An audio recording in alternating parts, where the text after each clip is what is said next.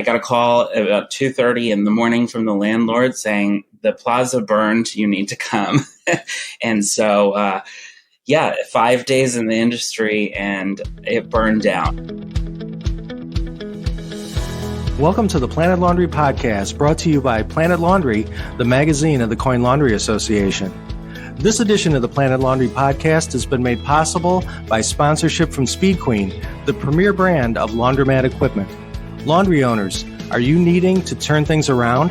Let Speed Queen help set your success in motion. Turn the tables on high utility bills, maximize what you earn per turn, and give customers the ability to do more per load. Make every turn count. Visit Speed Queen at go.speedqueencommercial.com/turning.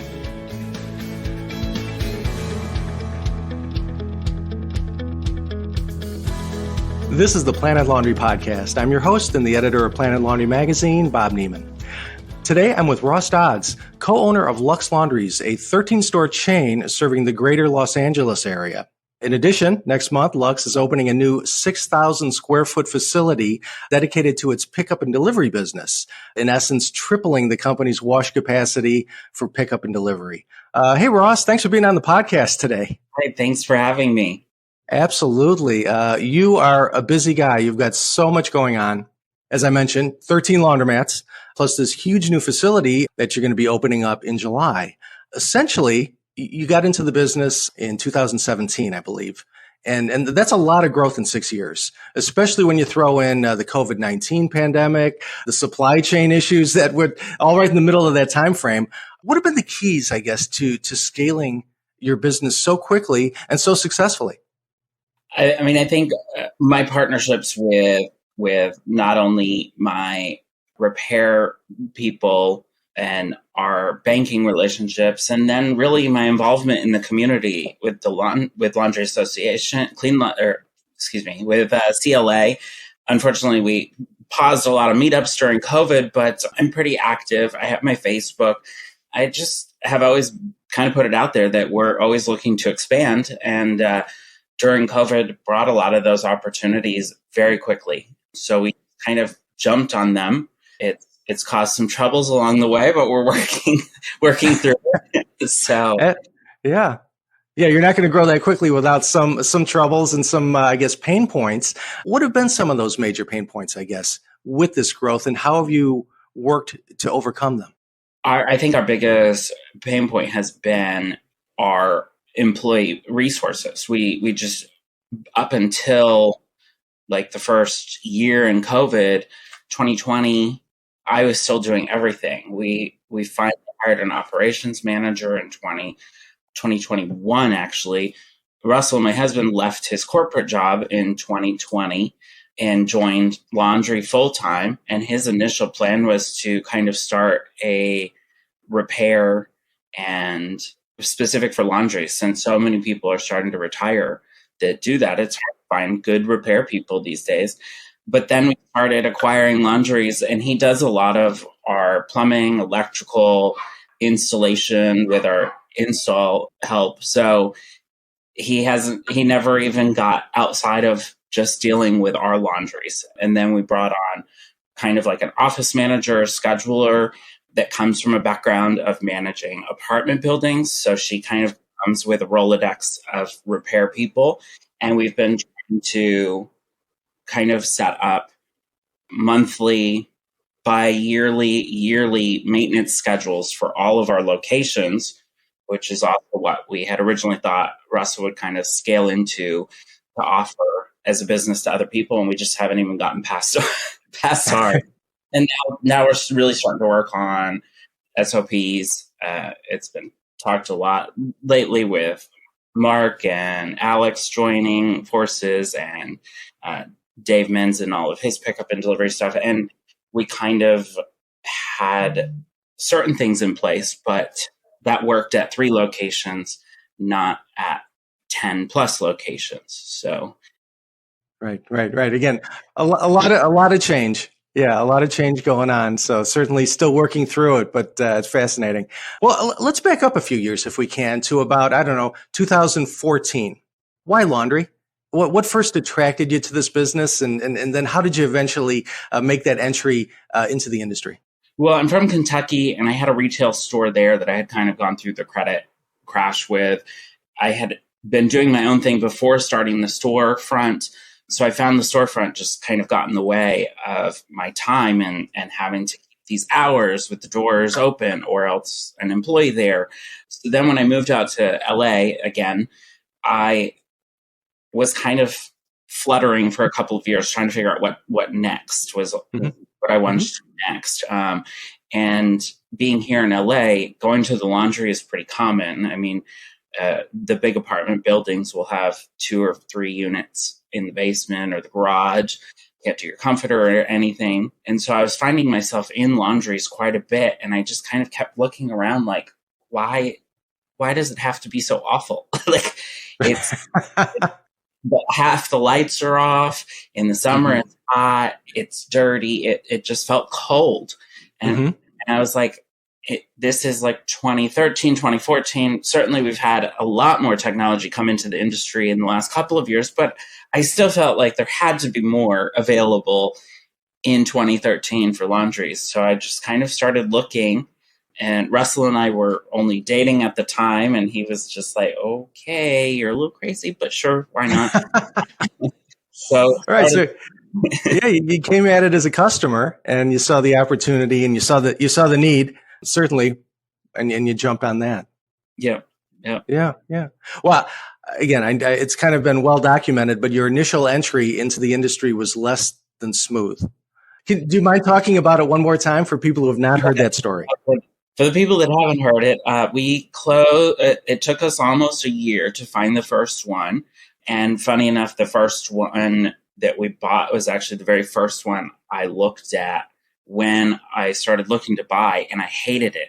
So that's what a lot of research and a lot of being in laundromats changed what even I had thought at the time I wanted in a location.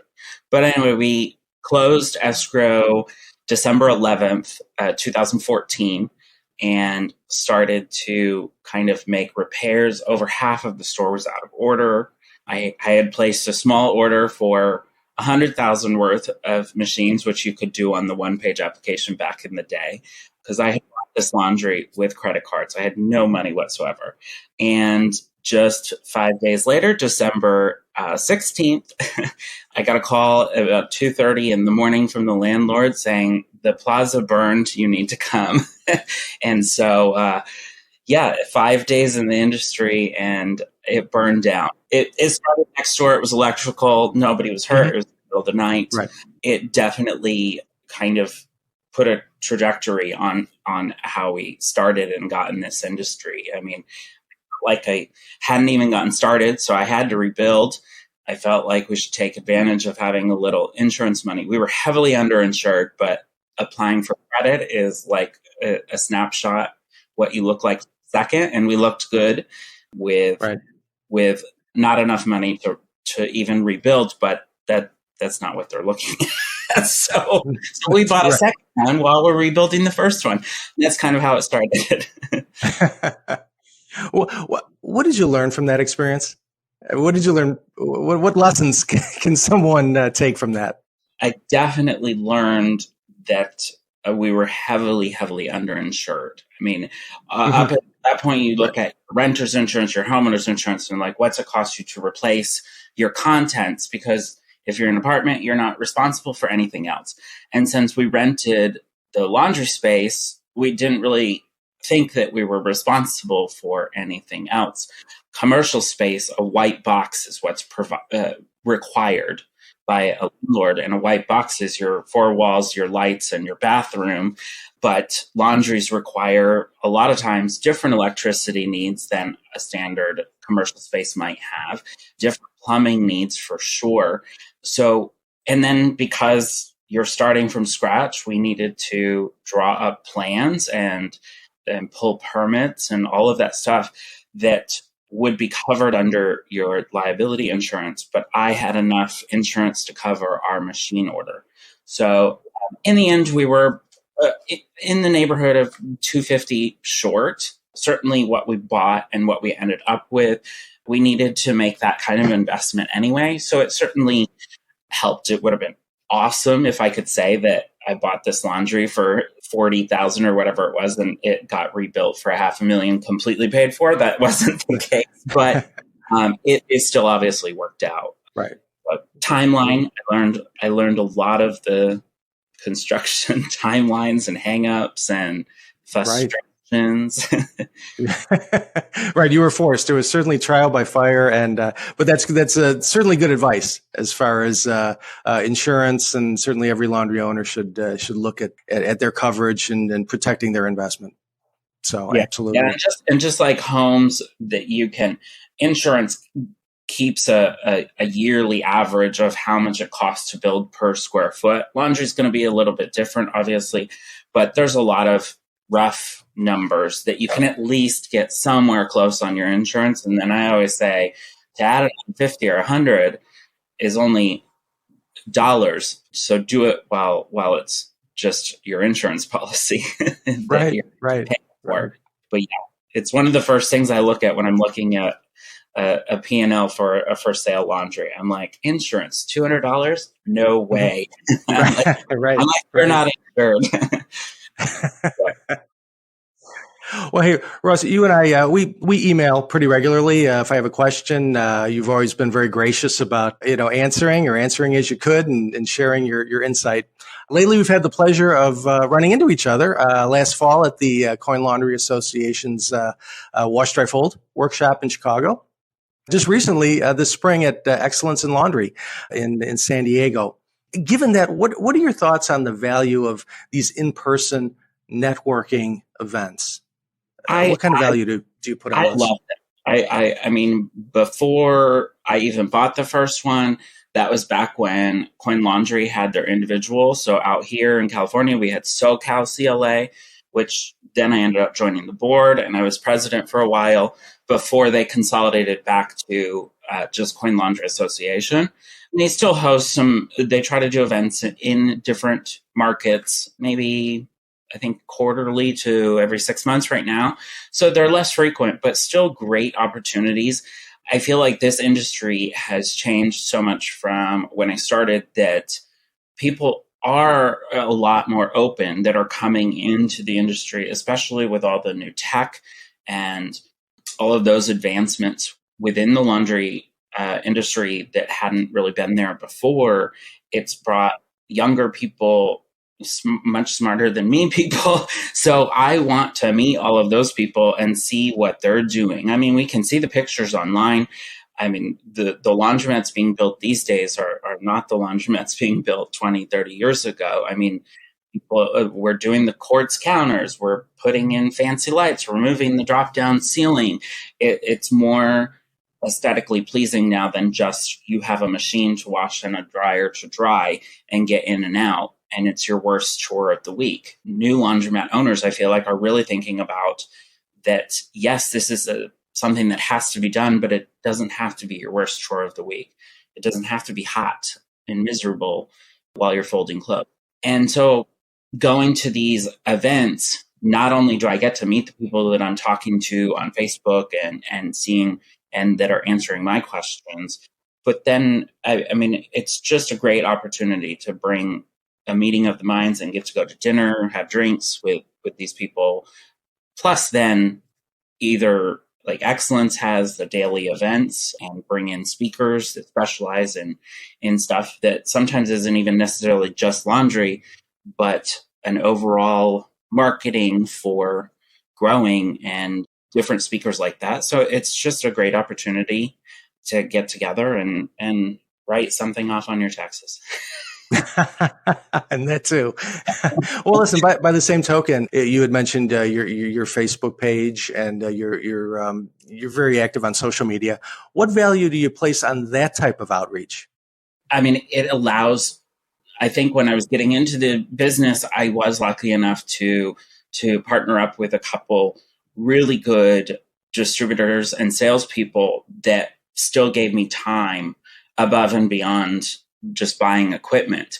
And that's something that everybody should hopefully look for and find in a salesperson, that they will still take your call for some other question. And so I was lucky in that aspect. But what Facebook and these events have brought is the ability to really get some instant answers from more than one person. I think at the end of the day, it's your business. You have to decide what's going to work best for your business. But if you can have 5 different opinions, you can really kind of see what other people are kind of thinking along the same lines, and make a better, hopefully a better choice because you've had that feedback. So it's been great in that way. I think it's allowed people just getting in to have some more answers, to hopefully also on the flip side not make mistakes when making purchases of laundromats or building laundromats. We don't have to recreate the wheel. So right, it shortens that learning curve. It's more immediate and it's more widespread, the answers. So yeah, absolutely. Yeah. Well, again, I think you're probably as plugged in as any laundry owner that I know. Again, you're on social media, you're at events, you know what's going on, you know other owners. In your opinion, what are some of the leading issues and I guess maybe concerns for store owners today? I mean, I think pricing always continues to be a concern. I don't think it's necessarily a specific price that we need to be as an industry. You've got to look at your business and your market and just know your costs. And then, I mean, if your competitor down the street is cheaper, that's fine, but you already know your costs. So you've got to establish some of your pricing based on just pure cost and work on, Dave Menz talks about it a ton, value add. I'm not going to be the cheapest. And there's a huge number of people that don't care about the price because of my other services that I'm offering. So don't undersell yourself there. And then I think one of the things that we didn't do well at all was planning that we thought we had 2 laundries and we bought the third one. So we knew we had the 3. And then we opened our first pickup and delivery facility, which is Wash Club. And so we thought we had the 3 laundries and our pickup and delivery, and that was kind of it. And then all of a sudden we're buying 5, 6, 7, and we hadn't planned that with our branding. We hadn't planned that with management. So it was a lot of the cart is before the horse a lot in what we've done. And so that would be my biggest thing going back is that we invested in our business sooner than we did as far as management and answering services for phones, etc. Yeah, no, great responses and definitely good points. Ross, after 6 years now, what's your favorite aspect of the laundromat business? I still really enjoy taking over old laundries, making them nice. I enjoy meeting my customers and getting out in the community. We try to do different things. It's gotten more challenging as we've grown because it takes time and planning to do events, but we're trying to bring those back now as we have kind of exited out of COVID and we can do events again. We're trying to do that in our laundries also. Oh, great. We do voucher program for free laundry. And so, yeah, I mean, we're trying to just be a part of the community. And that's what I enjoy is being out there doing that and sharing. Right. On the flip side, what's your least favorite aspect of the business? I mean, managing our team is really hard for me. I mean, it was one thing when we had 8 employees. Now with over 60, it's a totally different thing. I didn't come from a lot of management experience, so I had to learn all of that as we grew. Obviously, now we brought on operation manager, but we still need more management levels within our structure. And during COVID, I mean, staffing was probably the number one challenge once we were allowed to be open and we started to grow and get busy again because people felt like laundries were safer than their basement laundry. So that's been a huge, huge struggle for us, is just staying staffed. And then with all the changing in staff, keeping our consistency and what our customers are used to. Where do you find it the best way to find employees? What have been the most successful ways? We do offer a referral program within our current employees. Some of our long-term employees don't want to refer people anymore because they feel like if it doesn't work out, it reflects on them.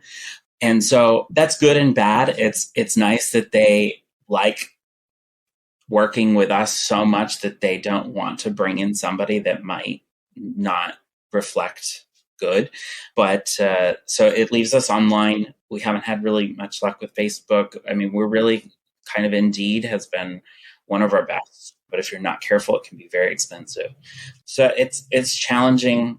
We implemented test shifts starting years ago because you start doing payroll on every person you hire that doesn't even finish their first shift or then doesn't come back.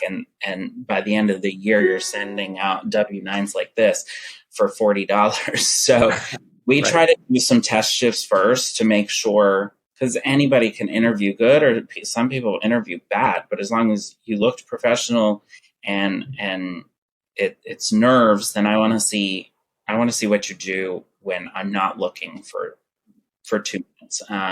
So we like to bring people in for a couple of hours over a few different days. And unfortunately, that weeds out 90% of our people. They don't even make it past 2 or 3 test shifts. It's a costly part of the business. It really is. And I'm sure every company deals with it. It's just, I find it harder with kind of the size we are to make those investments on people that don't come back. So we've tried to kind of expand our offerings to be competitive in the market. I mean, we are a fairly entry-level job. So we have food pantries. We now offer vacation time after a certain time. We offer cell phone allowances after a certain time. I'm open to kind of anything as long as it makes sense for the team and as long as it makes sense for the business. Mm-hmm. Perfect. Hey, where do you see the greatest opportunities for laundry owners in the coming years? I think technology continues to come in with payment systems, card systems, pickup and delivery. I don't think self-serve is going to go away. I just think we're continuing to see a shift of maybe what kind of square footage is needed for a store and rather you're staffed or unstaffed. We certainly have a mixture. So, I mean, I think the opportunity continues to be in how we can implement some of this new technology at a cheaper availability than it used to be to grow not only our businesses, but also to serve our customers better. Mm-hmm. Mm-hmm. Very good. How about threats? What are some of the greatest threats that are lurking out there for the industry? I mean, I think our biggest challenge is staying up with compliance changes. I mean, we're seeing stuff coming out about filtration of water at the hose level. We personally just went through an ADA thing.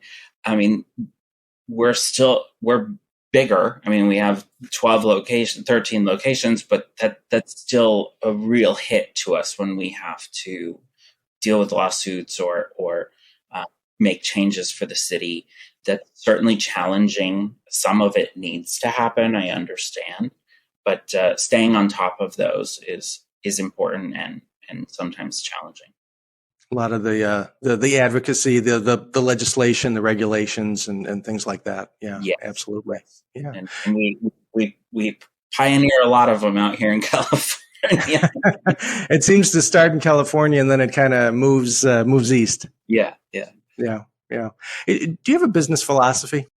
I mean, I think for us, we obviously want to be successful and have a future and career and be able to retire, but still being within the community and offering something back. I'm obviously taking people's money, but I want to make sure that I'm giving back to them what they need and creating the value for that money spent. Right, right. It all goes back to kind of being part of the fabric of the community and a community hub, I suppose. Yeah, yeah, yeah. What's the biggest mistake you've ever made in this business? It's definitely been our standard operating procedures and our staffing with management. I held on to everything far too long, to the point that it was affecting everything about me. It was affecting my personal life. It was affecting the business life. The phone calls my phone never stopped 24/7.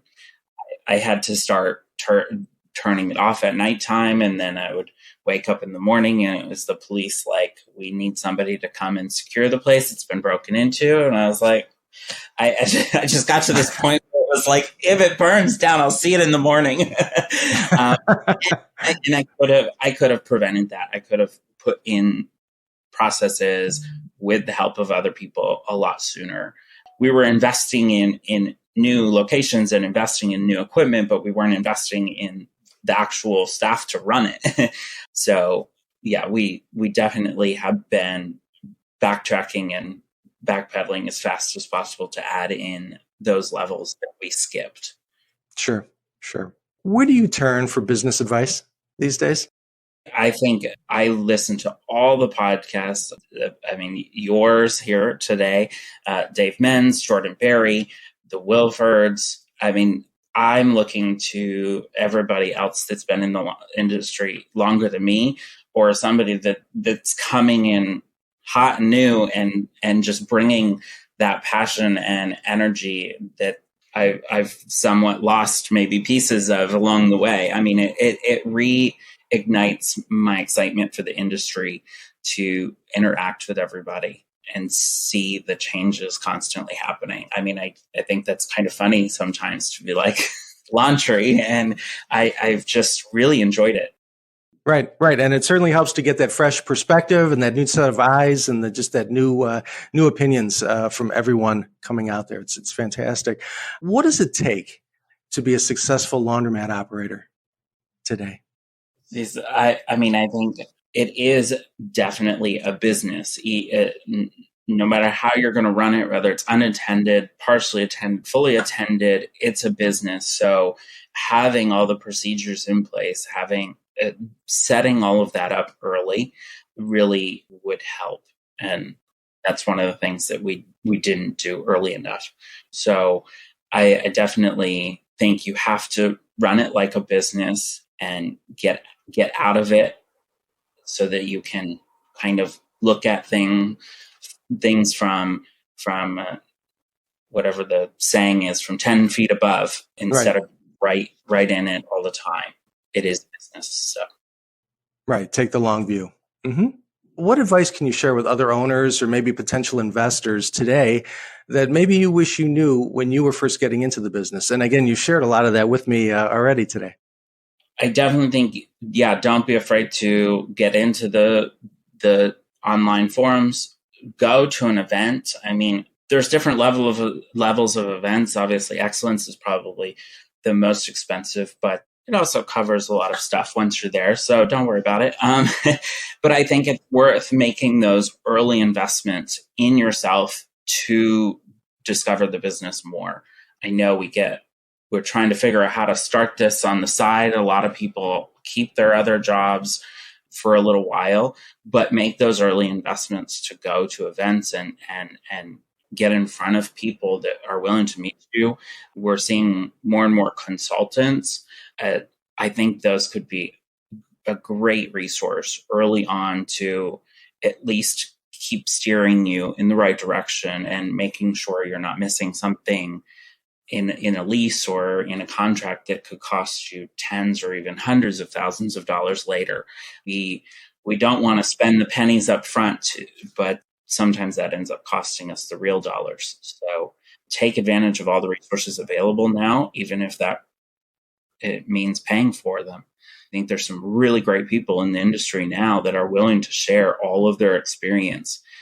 And so use it. All right, take advantage of that. Yeah. Yeah, no, that's great advice. Last one for you, Ross, and I really appreciate your time today because I know you're busy. You and your business have come such a long way since just 2017. Where do you see yourself in 5 years? Where do you see the business in 5 years? Well, I mean, we definitely are making the huge investment right now. I mean, we're in a facility for our pickup and delivery with Wash Club that's only about 1,500 square feet. And like you said at the beginning, we're moving that to 6,000. Plus, actually, there was like a loft area that was just crawl space, and we converted it into our offices. So we're really going to have the room for expansion for our support staff for all of our laundries out of our pickup and delivery facility moving forward. So I think more laundries are always probably going to be in my future, but we're really focusing pretty heavily on our pickup and delivery and going after a different side of that than we've ever done before now that we have the space. And then I'm starting to dabble in a little real estate on the side, but trying to stay kind of in my lane. Right. But yeah, I think that's where we'll go in the future. More laundries and some real estate. Perfect. Hey, that was everything I had. Is there anything maybe I didn't ask or anything you'd like to get out there regarding your journey in the industry? Just anything I didn't ask that maybe people could learn from you? No, I don't think so. Yeah, I mean, don't be afraid to reach out to people that you see on the forums or on Facebook. You'll be surprised how many will give you time to figure out this industry and get in it. It's a lot of fun. There's so much happening, and it's just continuing to grow and evolve in fantastic ways, not only for the business owner, but for our customer base. Absolutely. Perfect. Hey, Ross, thank you so much. I always appreciate talking with you, and I always enjoy it. Really appreciate the time today. Well, thank you. And we'll probably see you here in a couple of months for the Fluff and Fold in Nashville. Definitely. Right? I look forward to it. Absolutely. All right. Thank you. Uh-huh. Have a good one.